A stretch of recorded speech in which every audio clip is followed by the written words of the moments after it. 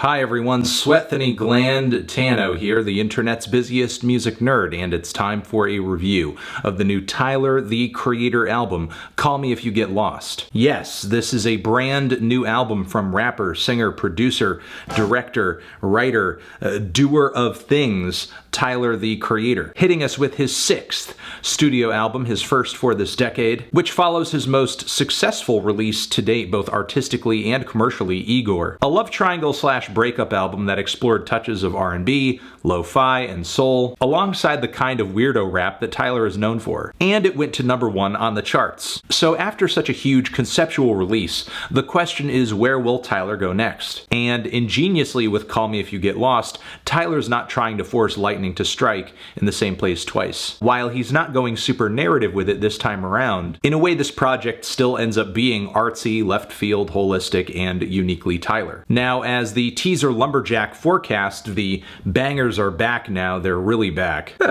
And for those of you who are not in the know, DJ Drama screaming his brains out on that song was not an isolated incident. No, he is all throughout this album, hyping up every corner of it, and for good reason. If you know DJ Drama's history, he tends to represent a certain sector of the hip-hop world. So considering that, his inclusion in Call Me If You Get Lost makes sense, because much of this project runs like a grimy mixtape you download off of Dat Piff like 10 years ago. The way I look at it, Call Me If You Get Lost is like a mansion that Tyler is building on this project, and DJ Drama is just an amazing centerpiece sitting in the living room, like a really extravagant, crazy piece of furniture. But going down this grimy mixtape road is also why Tyler has features on here from 42 Dugg, Lil Wayne, as well as, surprisingly, NBA Youngboy, who he pulls an amazing performance out of on WUSYANAME. Tyler even throws it a little bit back to his Odd Future days with Damogenesis on the track Manifesto. And in a way, it does feel like Tyler, as far as his lyrics and vocals and general energy are concerned, is throwing it a bit back to those Odd Future days. Specifically that Wolf and Goblin era, but executing it with the maturity, expertise, and finesse he's gained up until this point. With that being said though, this record is also a massive flex. He's just such a different person now than he was in 2011, and his success has essentially become his narrative. But you can't really say he hasn't taken full advantage of that. Between his albums, his work with other artists, his festival, his clothing line, and while Tyler has been critical of braggadocious rappers in the past, at least he waited until his ducks were in the neatest and longest of rows to go this hard. The opener Sir Baudelaire eases us into this project with curious layers of horns and plucky melodies, as Tyler paints this picture of luxury and refinement. The whole thing sounds like a dream packed with eccentric and eclectic details. Even in the midst of excess, Tyler's a man of taste. Following this song though, we have a pretty tight succession of heavy hitters in the track list. There's CORSO, where lyrically we have Tyler slickly talking his shit with all these one-liners over a whirlwind of jazzy piano fragments, booming drums, and group chants. And sure, in terms of meaning, it may not be as deeply layered as anything off Igor is, but in so many ways this track is coming back to the foundational elements of hip-hop to begin with. Clever wordplay, visceral energy, huge instrumental, all delivered in that typically Tyler way. The following Lemonhead comes off like Tyler's own version of a blaring trap banger with a minor key and brassy synth horns. The 42 Dugg feature just adds to the song's nasty attitude. Meanwhile, What's Your Name is like a groovy R&B throwback. It's a seductive, feel-good, summery jam that feels like hanging out poolside with a hottie all day. The beat has a sweet but chaotic feel to it as well. It's like Tyler's casually singing and rapping over what sounds like just a radio snippet of some oldies, with some vocals and various sounds of this kind of just being thrown on top of each other in a controlled chaos sort of way. Ty Dolla $ign's guest vocals are great, but really the stunning performance on the track is NBA Youngboy, who comes off way more passionate and sensible over this kind of production than I thought he would be. Meanwhile, the track Hot Wind Blows is packed with all these dramatic, jazzy piano and flute samples. Production really sounds like a combination of like some Madlib and Alchemist shit. The vibe vibe and the lyrics feel so rich, like Rick Ross could be on this track easily, but I will totally settle for Lil Wayne in rare form, as he speeds up his flow quite nicely at one point, even dropping gems like Wind Beneath My Wings, Desert Eagle Underneath My Coat. This somewhat ritzy fever does break around the midpoint of the record a bit though. We have the song Massa, where the bass, the drums, and Tyler's flow just feels like Goblin all over again, which sort of makes sense because the song is a meta moment where Tyler lyrically is explaining his progression a bit, even going into the shifty sound of Cherry Bomb, and how his perspective personally and artistically changed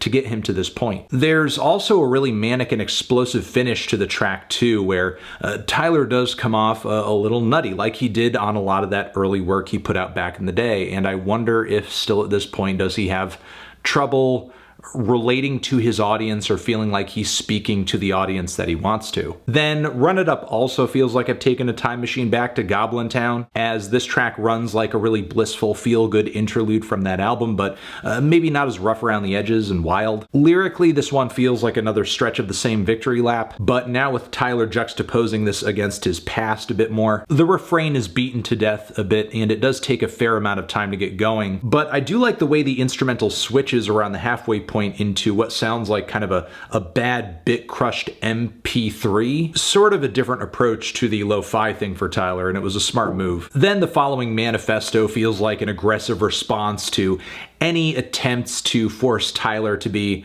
like a role model of sorts, speak up on social and political issues, which he doesn't feel an obligation to, especially since there was a time when he was kind of like enemy number one in the music world and was getting canceled before there was cancel culture. All in all, I think his response and I think his statement here is pretty well put together and also passionate. Clearly, Tyler supports efforts to change policing and get rid of police brutality and so on and so forth, but he doesn't want to come in here as like some sort of moral arbiter and be making decisions and be making statements, speaking over anyone necessarily, or taking the lead. Then we have an insane centerpiece on this record, which comes in the shape of Sweet / I Thought You Wanted to Dance, which is a two-parter. Obviously, the first leg of it is this synthy R&B blend, which has a solid tune and a great performance from Brent Faiyaz on vocals. Like, if you separated this off from this track, this would be one of the most solid songs on the record for sure, just on its own. But then we get this really curious transition into I Thought You Wanted to Dance,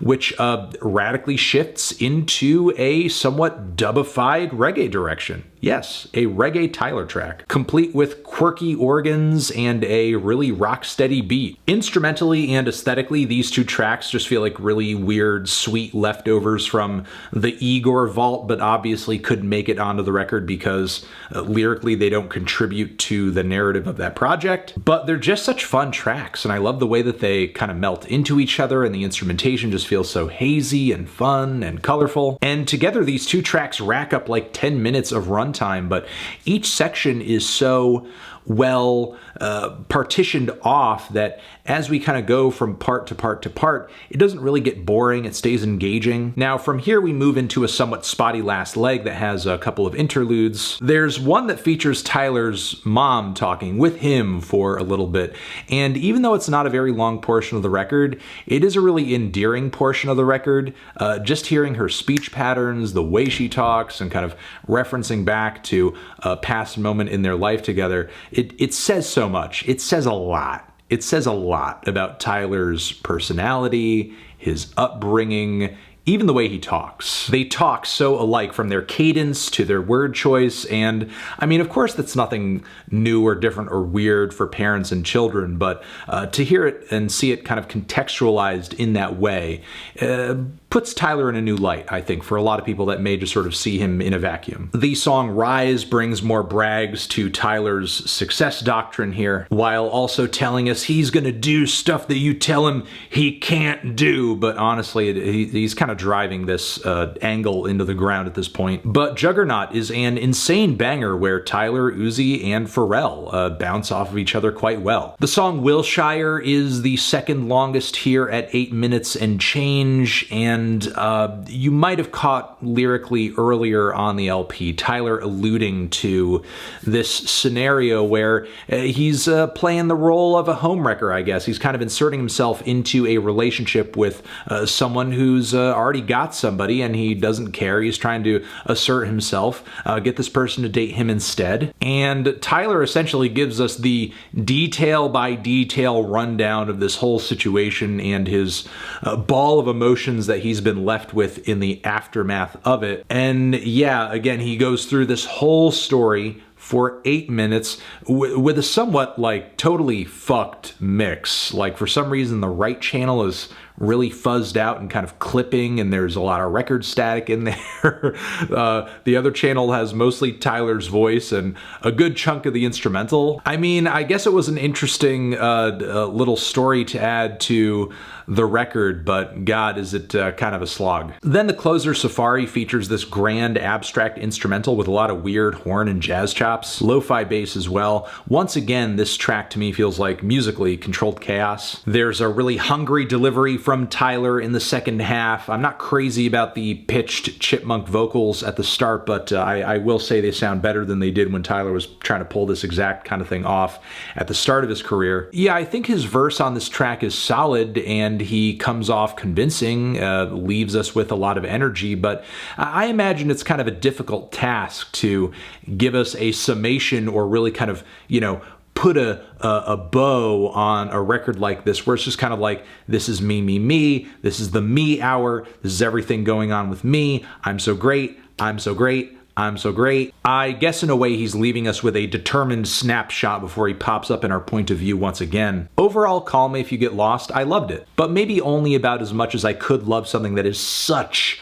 a vanity project. So much of this thing hinges on Tyler's personal success narrative, his personality, his character, his likability, and in that regard, he as an individual is still far from perfect, but my God, he has improved leaps and bounds beyond where he was at the Goblin stage for sure. The way Tyler produces, writes, raps, and dissects and describes his world is just so much better than it used to be, and I think even he is well aware of that. I'm feeling a light to decent 8 on this one. Transition. Have you given this album a listen? Did you love it? Did you hate it? What would you rate it? You're the best, you're the best. What should I review next? Hit the like if you like. Please subscribe and please don't cry. Hit the bell as well. Over here next to my head is another video that you can check out. Hit that up or the link to subscribe to the channel. Anthony Fantano, Tyler the Creator, forever.